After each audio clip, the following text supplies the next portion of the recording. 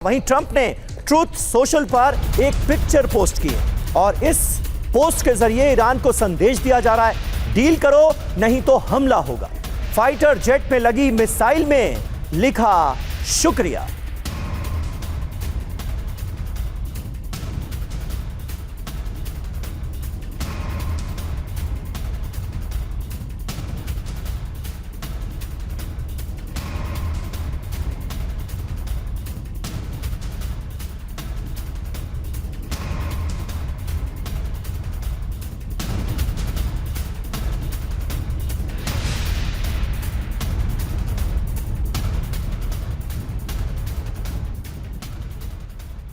तो देखिए कुल मिलाकर हो क्या रहा है, ईरान और अमेरिका के बीच डील को लेकर पेच अभी तक फंसा हुआ है। ईरान की तरफ से तो अभी तक कुछ बताया नहीं गया है कि हुआ क्या है। ट्रंप ने अपने वार्ताकारों को इस बीच निर्देश दिए, समझौते होने में जल्दबाजी ना करें, यह कहा है ट्रंप ने। न्यूज एजेंसी रॉयटर्स के हवाले से यह खबर सामने आ रही है।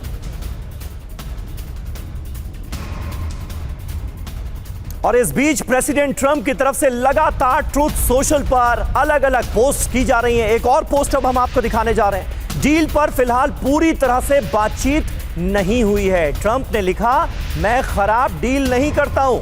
2015 में ओबामा ने ईरान से बहुत बुरी डील की थी। यहां पर वो ओबामा की आलोचना करते हुए भी नजर आ रहे हैं। तो ये तीन बड़ी खबरें आपके सामने हैं। ट्रंप ने ट्रूथ सोशल पर एक पिक्चर पोस्ट की और उसके जरिए यह बताने की कोशिश कर रहे हैं कि देखो अमेरिका कितना ताकतवर मुल्क है और इसके आगे ईरान को झुकना होगा। वहीं ईरान अमेरिका डील पर पेच फंसता हुआ नजर आ रहा है और डोनाल्ड ट्रंप का दावा यह कि वो खराब डील नहीं करते हैं, यानी हर हाल में ईरान को अमेरिका की शर्तें माननी होंगी, ये संकेत वो देते नजर आ रहे हैं।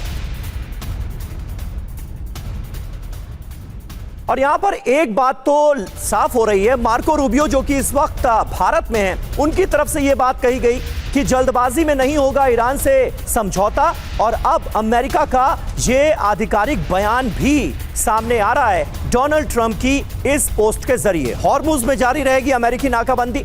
डोनाल्ड ट्रंप ने ट्रूथ सोशल पर फिर लिखा, जब तक समझौता नहीं तब तक नाकेबंदी जारी रहेगी। ईरान परमाणु हथियार नहीं रख सकता, लेकिन एक बात इसमें भी कही गई है कि समझौते को लेकर जल्दबाजी नहीं की जाएगी।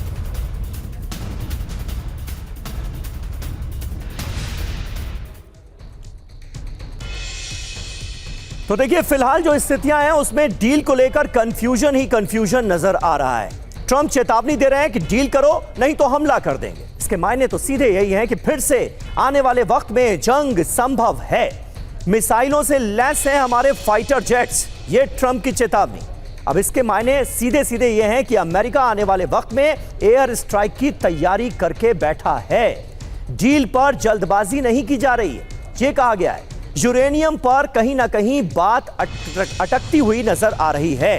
हॉर्मुज का समाधान जरूरी है, ये साफ तौर पर मायने नजर आते हैं जब ट्रंप ये चेतावनी देते हैं कि हम खराब डील तो नहीं करेंगे। ये कुल मिलाकर उनकी तरफ से कहा गया है। तो क्या हॉर्मुज स्ट्रेट से अपना नेवल ब्लॉकेड हटाने के लिए अमेरिका तैयार है?